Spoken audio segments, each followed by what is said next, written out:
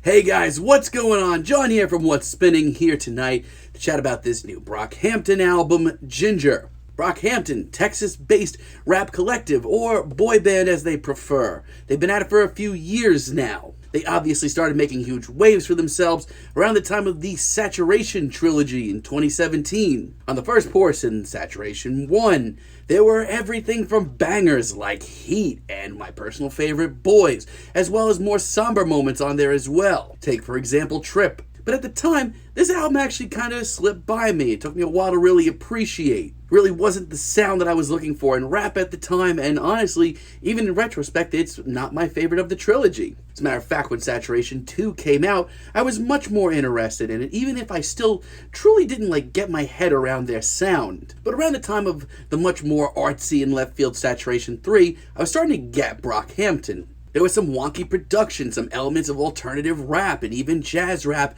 as well as a more sort of R&B direction at times, which I came to truly admire. Still, up to this point, I wasn't clamoring for more Brockhampton, at least at the time, but with 2018's Iridescence, I finally got it. This album brought in even more elements of alternative R&B and alternative rap and even some pop rap. And the result was genuinely their most powerful artistic statement to date and genuinely emotional at times. Now, obviously, with the departure of Amir Van and everything that's come up about him in the past year, the boys have been through a lot, and honestly, I've been really digging a lot of these singles almost all across the board. That's right, Kevin Abstract, Matt Champion, Joba, Merlin Woods, Don McLennan, Bareface, they're all back. Let's chat about this new album. This album starts off with No Halo, and honestly, I am stunned by how great this track is. They might have been working with some more emotional material on Iridescence, but nothing has come even close to this. It does have a sort of throwback vibe. I could have seen this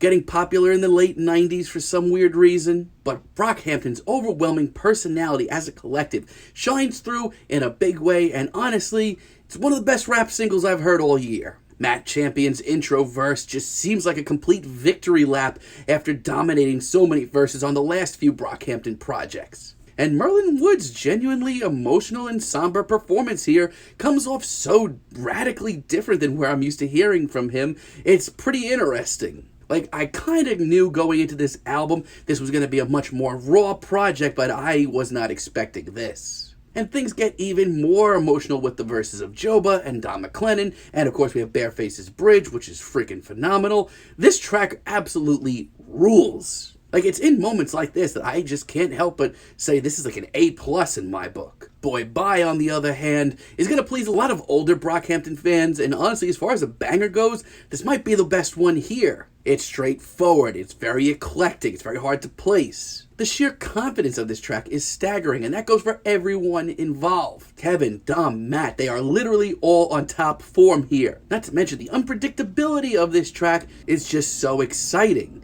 And honestly, this might just be me, but in a truly heartbroken, somber album, it's just kind of nice to hear them let up a little bit. Dearly Departed, on the other hand, is so freaking deep. Much like the rest of this album, this track is absolutely tragic and heartbroken. But while there's a lot of genuinely downtrodden material here, this just seems so unbelievably real and human. And Joba's sung verse here is not what I usually end up hearing from him, but it's incredibly soulful. Now by this point, the cat is out of the bag. This track dives into Amir Van and how his departure from the group just affected everyone. And honestly, as far as I'm concerned, this kind of almost feels like a track that they had to write. They had to, do this to move on somehow. And they've touched on it before, very lightly on Iridescence, but never this hard. It's powerful freaking stuff, man. Now, I do hate to say it, but there are a few tracks here that kind of don't rub me the right way still and bring me back to a time during the Saturation trilogy where I didn't get Brockhampton.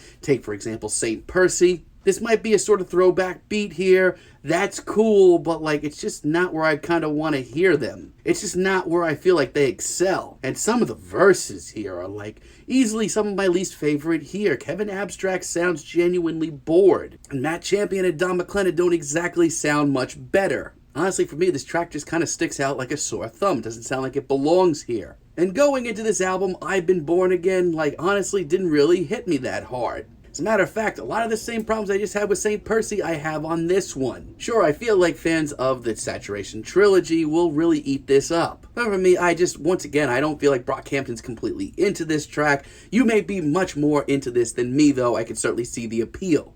Ginger kind of goes both ways for me. Let me just point out, when this album gets weird, there's some genuinely out there stuff going on this album. But interestingly enough, even though Ginger's one of the more upbeat tracks here, it actually carries over most of the somber tones of the rest of it. And as far as mental health goes, I think this is one of the most positive sounding tracks here. I do sort of wish they pushed this track a little bit further. I think it could have been much bigger and better, but still, it's catchy as hell and I don't completely hate it. And personally, I really wasn't into Love Me for Life either. Honestly, this is the flimsiest sounding track here. And as far as the beat and production goes, this really, really does stick out and just sounds pretty awful, honestly. And I don't know if they're doing it just to come off downtrodden or sad sounding, but once again, the boys don't really sound genuinely into this. Sadly, almost nobody here ends up standing out. When can I ever say that about a Brockhampton track? I mean, if anything, Merlin's verse here is actually pretty interesting, and Bareface's sung hook is great, but yeah, it's kind of always great. But so many other tracks here take this sound, push it so much further, this just isn't for me.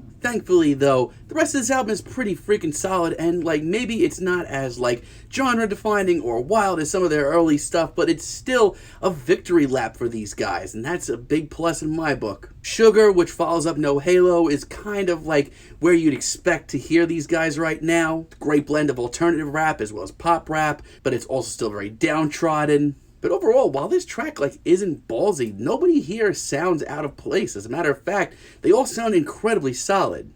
Call Me Nuts, I feel like Matt Champion's verses have never come off this streamlined, and honestly, Bareface's contributions just get better with each release, I feel like. One thing that is obvious, though, and I feel like might rub some people the wrong way, not necessarily me, as a matter of fact, I love it, this is probably one of the more melodic releases in the Brockhampton discography. But if you can get around that, you're probably golden. Heaven Belongs to You is a nice little interlude. It's not actually technically an interlude, but it's easily the shortest track here, and it actually bridges the gap between a lot of ideas here. And I love the sort of eerie beat that's foreshadowing If You Pray Right. Speaking of which, I do really love If You Pray Right. This very eerie, almost campy tone is something that the group hasn't touched down on, and honestly, I really love it. And it's times like this that I feel like Brockhampton have found this great medium of where they were a few years ago and where they're at now. It still is just absolutely chock full of personality and wild performances like we saw in the Saturation trilogy. But the group continue to throw curveballs at us as far as beats, tones, and productions that just really keep you on your feet. Also, it means a lot to me. I feel like every member of Brockhampton is getting equal time to shine on this album, which is something that I always kind of worried about. I mean, I'm not too wild about Joba's verse here, which kind of stinks, but overall this track has so much to love. And the beat switch up and Kevin Abstract's final sung bars is miraculously done. And I've actually really turned around on Big Boy. Honestly, the first couple of times I was listening to this, wasn't vibing on it. Honestly, it sounded like more of the same for me. But some of these more sung vocals here are some of the best here, especially once again on Kevin Abstract's verse. And even while still, to this moment, I really am not a big fan of this hook at all, this track just has so many really intense moments. But let's be honest, the emotional intensity of this album in general is pretty staggering. And this album ends off with Victor Roberts, and wow, it's a pretty intense, very real finale. Lyrically, beat-wise, production-wise, everything here is just so in your face. Now, as the title of this one gives away, this one is performed completely by Victor Roberts, and very intensely, may I add. He's apparently a friend of Don McLennan. They met on playing Xbox on something. There's a whole crazy story about how they met. But his emotional performance here and the story that he tells is so incredibly intense, I don't want to spoil anything. I think that you should probably just take it in for yourself. And honestly, it kind of ends off the album on a note that I feel like it kind of needed to end off on. So honestly, this album is just another really great album in the Brockhampton discography. As a matter of fact, in parts, I think that this actually trumps over Iridescence. At first, I was worried about the downtrodden and gloomy tone throughout this entire album, but it ends up showing more intense performances and more personality and character than ever. My only real issue with it is that there are a handful of tracks here that I feel like so many people would like even more than me. It's just not what I look for in Brockhampton, bringing me down a little bit, but still. This is a great rap album. This is one that you should definitely hear this year. I'm feeling a light 8 on this album, but let me know what you guys think down below. If you like the video, be sure to give us a like, give us a subscribe, and let me know down below what you would like for me to chat about in the future. Until next time, have a great day, guys.